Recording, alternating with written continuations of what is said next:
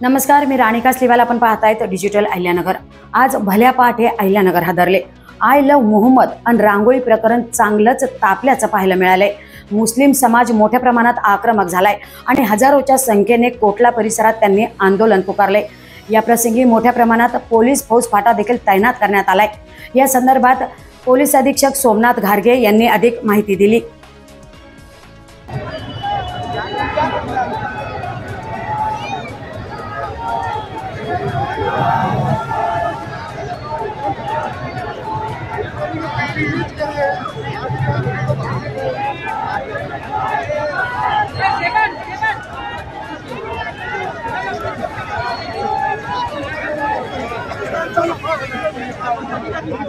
रस्ता रोको सुरू होता गेल्या अर्ध्या पाऊण तासापासून. काय सांगतात?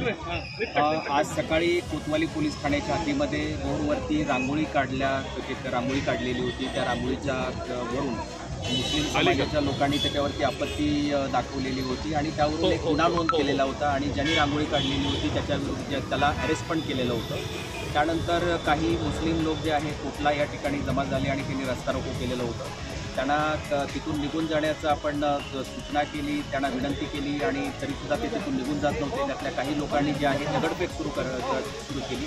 त्यानंतर पोलिसांनी बळाचा वापर केलेला आहे आणि जो जमाव आहे तो पांगवलेला आहे आणि त्यानंतर त्यामधील काही लोकांना ताब्यात घेतलेला आहे. पुढील कारवाई पोलीस करत आहेत. यामध्ये सर्व समाजाच्या लोकांना आम्ही आवाहन करतो की आपणवरती विश्वास ठेवू नये. अहिल्यानगर जिल्ह्यात या शहरामध्ये शांतता आहे आणि कुठलाही म्हणजे आता सध्या जी आहे तर ती शांतता आहे. आपणवरती विश्वास ठेवू नये आणि जे समाजकंटक जे दगड मारणारे होते किंवा जे कायदा सुव्यवस्था बिघडवणारे होते त्यांना आम्ही ताब्यात घेण्यात आले.